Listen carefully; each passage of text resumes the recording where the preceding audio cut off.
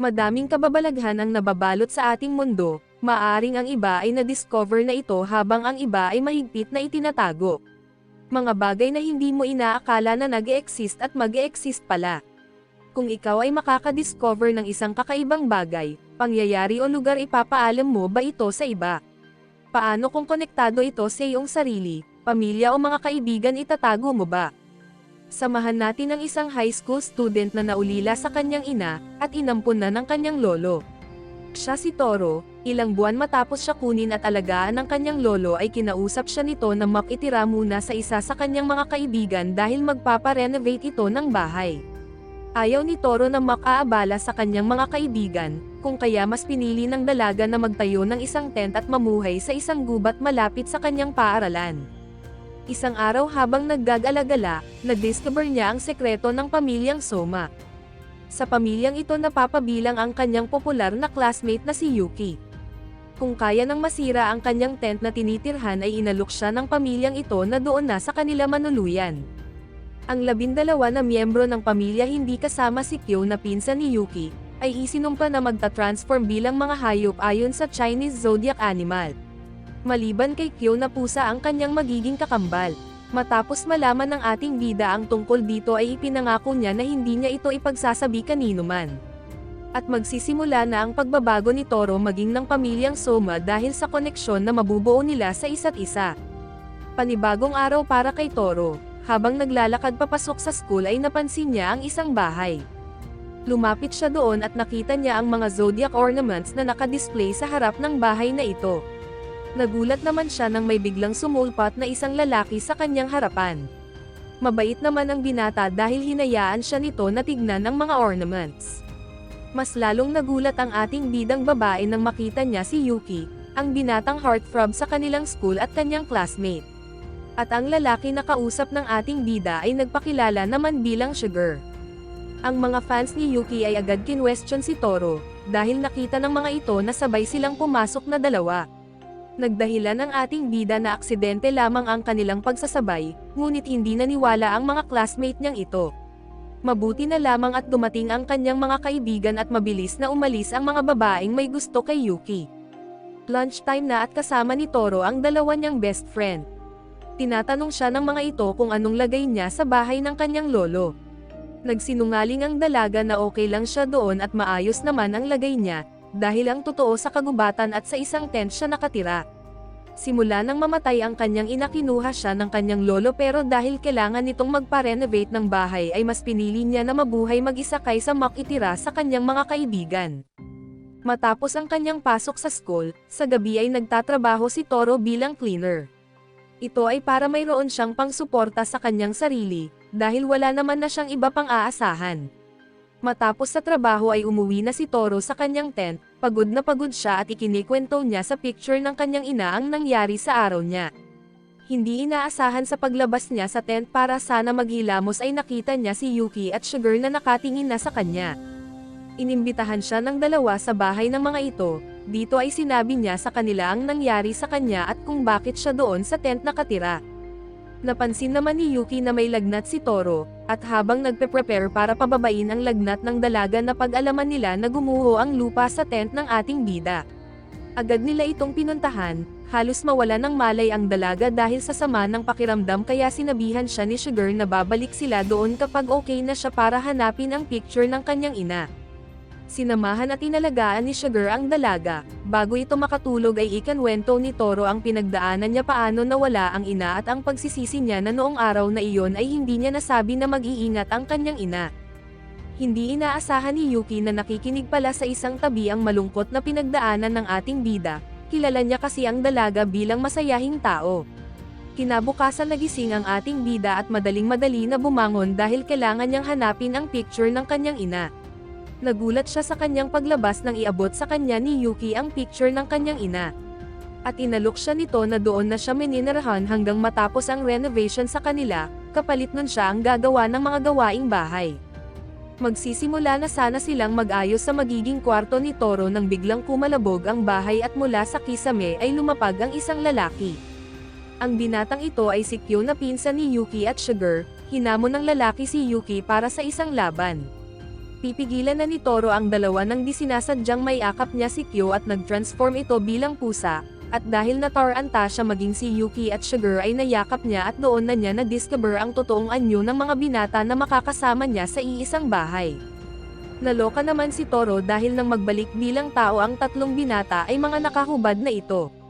Ipinaliwanag naman sa kanya ni Sugar ang trigger ng pagta-transform nila at kung bakit nangyayari iyon. Ngunit si Kyo at Yuki ay hindi pa tapos ang pag-aaway, nag-alala naman si Toro pero sinabihan lang siya ni Sugar na normal lamang iyon. At ang ending ng pag-aaway ng dalawa ay tumalsik si Kyo at natalo siya ni Yuki. Pumasok na sa school ang ating bida. Habang naglalakad sa hallway ay tinawag ni Yuki si Toro, kinausap niya ang dalaga at tinanong kung sinabi ba nito sa kanyang mga kaibigan ang tungkol sa sekreto ng pamilya Soma. Ipinangako naman ng dalaga na wala siyang pagsasabihan kahit na sino man.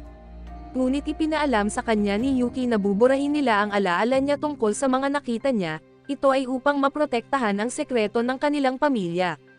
Hindi naman sinasadya na may akap na naman ni Toro si Yuki dahil hinabol niya ito bago umalis, mabuti na lamang at walang tao at walang nakakita. Nang makabalik na sa pagiging tao ay inayos ni Toro ang necktie ni Yuki at sabay na silang umuwi. Masayang-masaya ang ating bida dahil good news ang dala ni Sugar na nanggaling sa family head nila. Pumayag kasi ito na manirahan si Toro kasama nila at hindi aalisin ang kanyang memory as long as wala siyang pagsasabihan na iba tungkol dito. Nagpasalamat siya sa mga kalalakihan na makakasama na niya mula ngayon. Kinabukasan ay nilinis ni Toro ang kusina at nagluto para sa mga kasama. Sakto naman ang dating ng mga binata, ngunit mainit ang ulo ni Kyo. Ito ay dahil pinilit siya ni Sugar na pumasok sa school kung saan nag-aaral sina Yuki at Toro. Napabayan na kasi nito ang kanyang pag-aaral dahil mas pinipili nito na mag-training ng martial arts para talunin si Yuki. Instant star ang ganap ni Kyo kinabukasan sa kanilang school. Pinagkakaguluhan kasi siya ng mga kababaihan doon. Mas pinili na lang ng binata na lumabas, sinundan siya ni Yuki upang kausapin. Naabutan naman ni Toro na nag-aaway muli ang dalawa at upang pigilan ang mga ito inawat niya si Kyo dahil dito naging pusang muli ang binata. Nasaktan ang ating bida sa mga binitiwang salita ng binata kaya mas pinili na lamang niyang umalis at iwan ang dalawa. Kinabukasan sa school ay bagot na bagot si Kyo, dahil napakadaming pusa ang nakadikit sa kanya sa loob ng classroom kung kaya nagpunta na lang siya sa rooftop. Sinundan ni Toro ang binata. Hindi naman inaasahan ng ating bida ang paglalabas ni Kyo ng sama ng loob tungkol kay Yuki. Nagsimula ito noong mga bata pa sila at napuri si Yuki sa martial arts gayong si Kyo ang naunang mag-training. Ang alam natin school itong pinapasukan ng mga bida, pero bakit naging kasino bigla dahil kay Kyo at sa kaibigan ni Toro na ngayon ay nagsusugal kasama na din ang ating bida. At ang ending ng paglalaro nila ay natalo si Kyo, bilang parusa ay siya ang naging cleaners ng kanilang classroom para sa araw na ito. At heto na naman nga ang pusa at daga, nagtatalo na naman sa harap ng ating bida dahil sobrang gusto ni Kyo na matalo si Yuki sa mga bagay-bagay. Dahil sa pagrarant ni Kyo ay nakatikim na naman siya ng tumataginting na sipa mula kay Yuki. At nasigawan na naman ng binata ang ating bida. Matapos ng trabaho ni Toro ay sinundo siya ni Yuki. Ngunit sa di inaasahan ay may lasing na tumulak sa ating bida kaya nayakap niya ng di inaasahan ang binata at dahil doon ay naging daga ito. Habang naglalakad pa uwi ang dalawa ay nasa anyong daga si Yuki at ikinikwento niya kay Toro ang kanyang buhay at experience habang kasama niya noon ang kanyang pamilya. Gaya ni Kyo sinabi din ni Yuki sa ating bida ang dahilan kung bakit inis na inis siya kay Kyo at naiinggit siya dito. Kung si Kyo ay galit kay Yuki dahil sa inggit, ganun din sa kanya si Yuki ngunit naiinggit ang binata sa pinsan dahil kaya nitong makipag-socialize habang siya ay hindi. Mayroong bagyo ngayong gabi, kinailangan ni Yuki na puntahan ang kanyang tambayan. Sinundan naman siya ng ating bida, at dito nakita niya na isang vegetable garden pala ang tambayan ng binata. Nagtulungan ang dalawa na takpan ang mga halaman upang hindi masira ng ulan. Pinuri naman ni Yuki si Toro sa kabaitang taglay ng dalaga.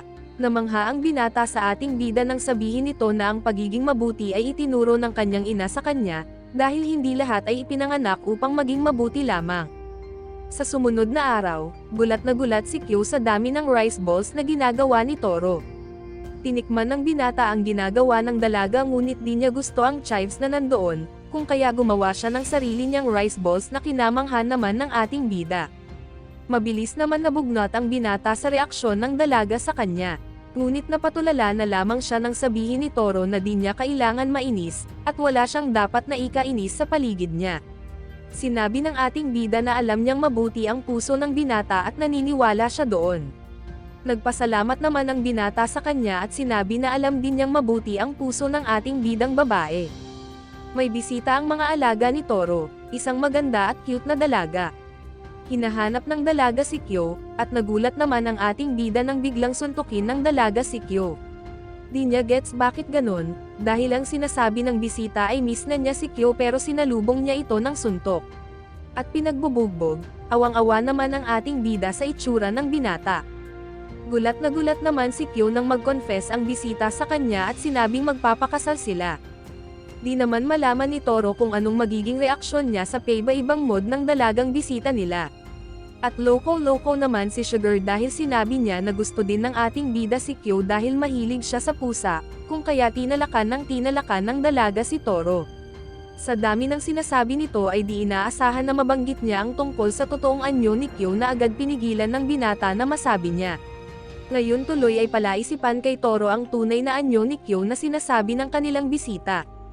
Tuwang-tuwa ang ating bida sa mga iniluto ng kanilang bisita na si Kagura. Masasarap ang mga ito at napakadami pa, at dahil sa dami ng niluto ng dalaga naubos nito ang stock nila na pang isang linggo. Tinawag na ni Kagura si Kyo, ngunit ayaw ng binata na kumain. At dahil may pagka-bipolar ang bisita na ito, binalibag niya si Kyo na naging dahilan na malaglag ito sa hapagkainan at masayang ang lahat ng pagkain. Malungkot na lumabas si Kagura at nagmamadali para makabili ng panibagong maluluto. Nang nasa tindahan na siya ay doon niya lang na-realize na wala pala siyang dalang pera, mabuti na lamang at dumating si Toro at ito ang nagbayad. Habang nasa daan pa uwi ay nagkwento si Kagura kung paano niya nakilala si Kyo, at hanggang ngayon ay gustong-gusto niya ang binata. Nang makauwi ang dalawang dalaga ay agad silang nagtulungan na magluto. Napansin ni Toro na wala si Kyo sa loob ng bahay kung kaya agad niya itong pinuntahan sa bubong. Nag-usap ang dalawa at ipinaliwanag ng ating bida kay Kyo, kung bakit ganon na lamang ang kagustuhan ni Kagura na magpakasal. Sinabi din ni Toro na masarap sa pakiramdam na mayroong isang tao na laging nag-aalala at nagmamahal sayo. Masayang nagkwentuhan pa ang dalawa tungkol sa pagkahilig ni Kyo sa martial arts na kinamangha ng dalaga. Kinabukasan ay aalis na si Kagura, at napakaingay na naman ng umaga dahil sa bangayan nila ni Kyo. Sakto naman na may dumating na delivery man, at gaya nila Yuki, Sugar at Kyo si Kagura ay magta-transform kapag nayakap siya ng isang lalaki. Dahil sa kaligalagan ni Kagura ay di sinasadya na may akap siya ng delivery man, mabuti na lamang at mabilis na napaalis ni Yuki ang lalaki. At ngayon napagtanto ni Toro na isang baboy pala si Kagura at Year of the Pig sa Chinese Zodiac ang kinabibilangan nito. Cute na cute si Toro sa kanilang bisita, at amazed na amazed siya sa dalaga.